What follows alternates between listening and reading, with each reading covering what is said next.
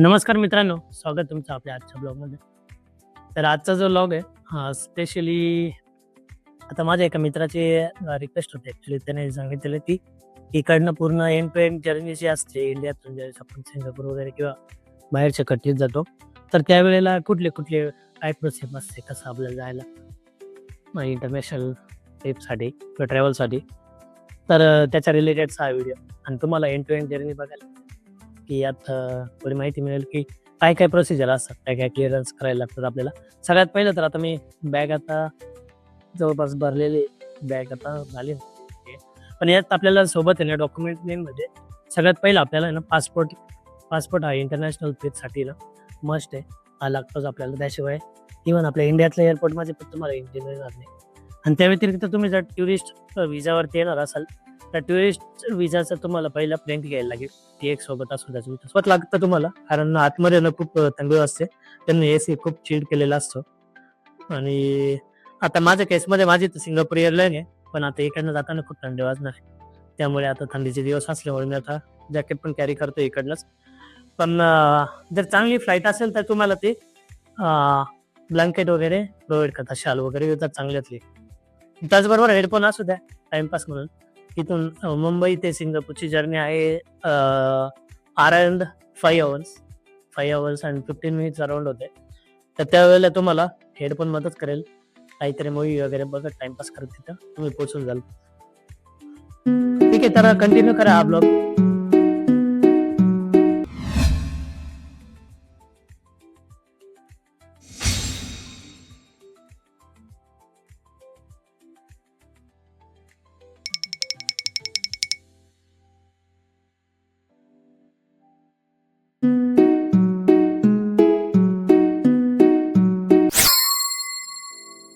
नमस्कार मित्रांनो. तर आता इथे लोणावळ्याच्या पुढे एक स्टॉप आहे. फूड कोर्टला थांबलेली गाडी आता.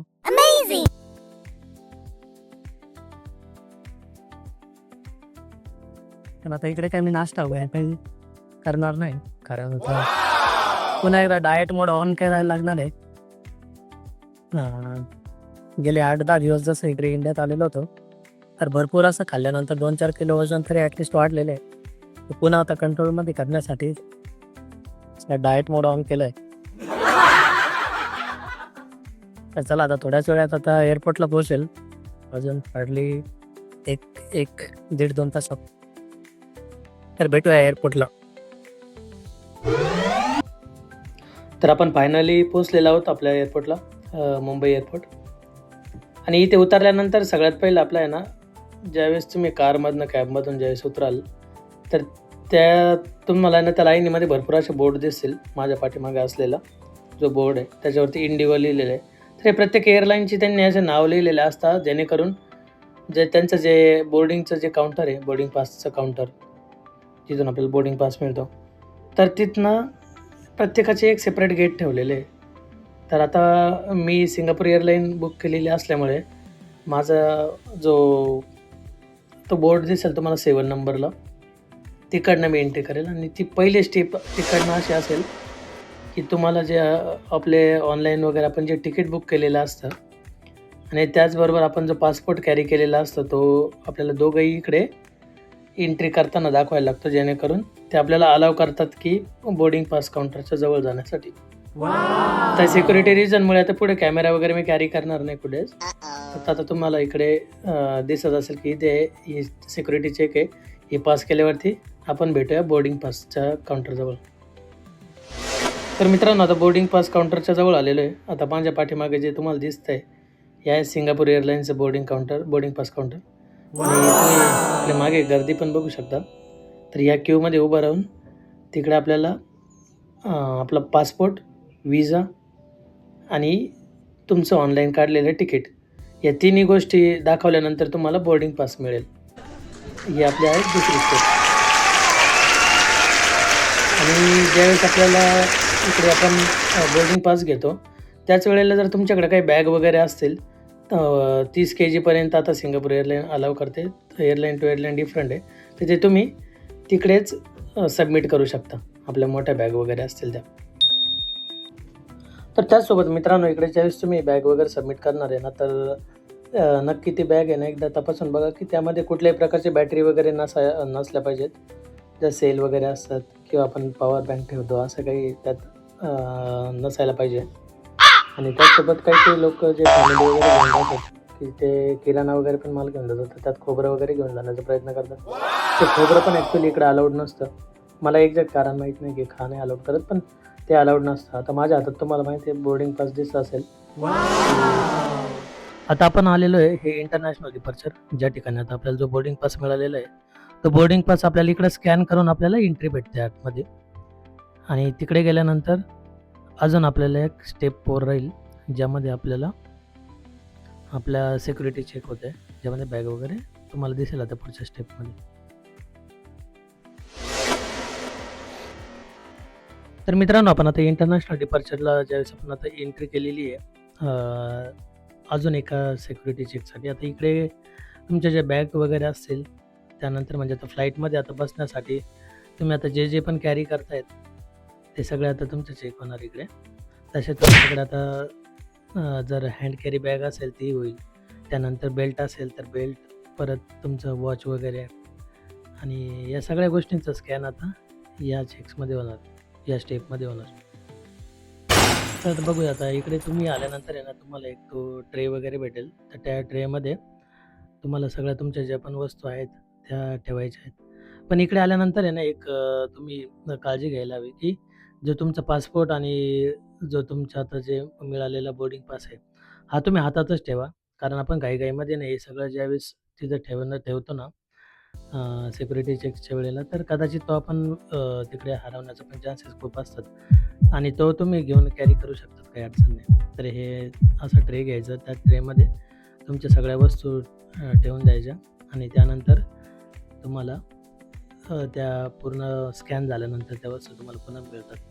पण अगेन मी तुम्हाला सांगेल, की पासपोर्ट आणि तुमचं जे पण बोर्डिंग पास आहे, ते नक्की कॅरी करा. आणि त्यानंतर आता स्टेप नंबर 5. तर या स्टेपमध्ये काय आहे ना, की आता आपल्याला हे जे गेट दिसतंय, याच्या आतमध्ये कॅमेरा अलाउड नसतो. या जे इमिग्रेशनचं आता इकडनं एंट्री पॉइंट आहे. तर आता आपण डायरेक्ट भेटणार आहे पुढे, की काय झालं इकडे. आता मी इमिग्रेशनची जी स्टेप होती मागे, तर तिथनं एंट्री करतानाही मी आता मला मिळालेल्या बोर्डिंग पासने मी एंट्री केली आणि तिथे गेल्यानंतर मला माझा व्हिसा दाखवावा लागला. त्यानंतर माझ्याकडे असलेला पासपोर्ट आणि तिकीट या 3 गोष्टी दाखवल्यानंतर माझं इमिग्रेशन क्लिअर झालं आणि ते इमिग्रेशन क्लिअर झाल्यानंतर आता मी आलेलो आहे आतमध्ये. आता इकडे आल्यानंतर तरी तुमच्या बोर्डिंग पासवरती जो पण तुमचा तिकीट जो गेट नंबर असतो फ्लाईटचा, तो नक्कीच पुन्हा एकदा क्रॉस व्हेरिफाय करत जा. कारण कधी-कधी ना ते लास्ट मिनिटला सुद्धा ते लोकं चेंज करतात तुमचा गेट नंबर. तर हे मागे अशा स्क्रीन दिसतायत तुम्हाला ना, या स्क्रीनवरती नक्की तुम्ही कन्फर्म करत जा. नाहीतर लास्ट मिनिटला परत तुमची धावपळ होते. तर तर ही एक स्टेप पण आय थिंक इम्पॉर्टंट आहे. आणि आता आपल्या जवळपास सगळ्या जे पण आता सिक्युरिटी चेक्सच्या ज्या स्टेप्स आहेत त्या कंप्लीट झाल्यात.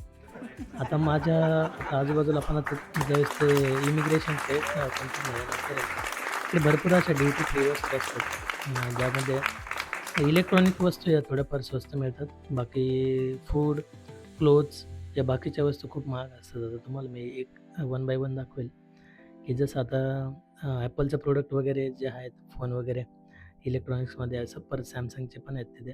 तर त्याच्यात तुम्हाला किमती वगैरे दिसतील आपल्या मुंबईच्या एअरपोर्टला किती आहेत. आणि ऑब्व्हियसली ह्या कमी असतात. जर आपण बाहेर जर एअरपोर्टच्या बाहेर बघितलं ना, तिकडे जास्त असतात. आणि हे जर सोडलं तर बाकी काहीच स्वस्त नाही इकडे. आता तुम्हाला इकडे iPhoneचे दिसतील आता प्राइजेस.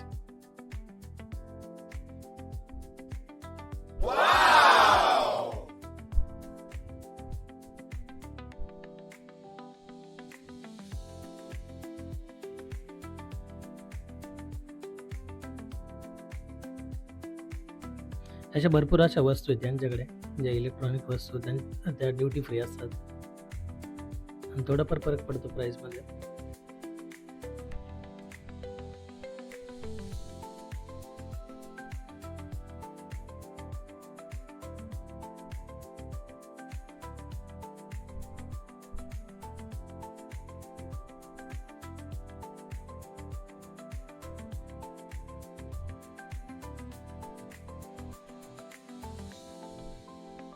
तर हे जे तुम्ही जेवण बघत असाल, तर आता हा उपमा आहे.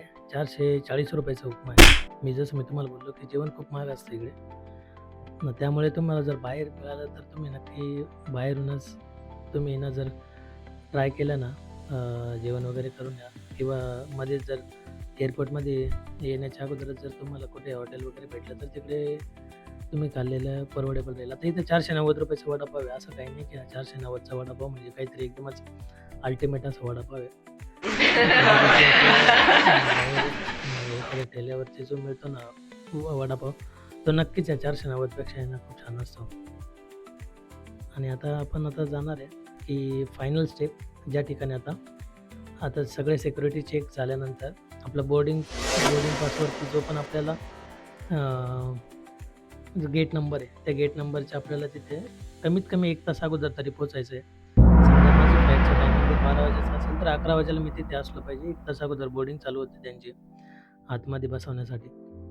तर आता ठीक आहे, चाललेलो आहे मी आता फ्लाईटमध्ये. तर आता सिंगापूर एअरलाईनचं जे फ्लाईट आहे, एकदम खूप सुंदर फ्लाईट आहे. डबल डेकमध्ये असतं आणि यांची जे सिटिंग अरेंजमेंट पण खूप छान असते.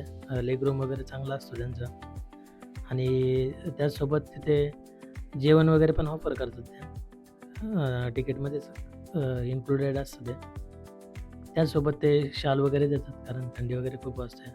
एसी चिल्ड असतं ते केलेलं त्यांनी. स्क्रीन पण असते समोर प्रत्येकाच्या सीटासमोर, की जेणेकरून तेवढा वेळ आपला पास होऊन जातो काही मूव्ही वगैरे किंवा गाणे वगैरे बघत-बघत. ते हे मी बसल्यानंतर थोड्या वेळातच जेवण आलं होतं. हे जेवण तुम्ही बघू शकता. कंप्लीट व्हेजिटेरियन आहे. तर मी व्हेजिटेरियन जेवण मागवलेलं होतं. आणि फायनली असा हा प्रवास फायनली सिंगापूरला मी पोहोचलेलो आहे.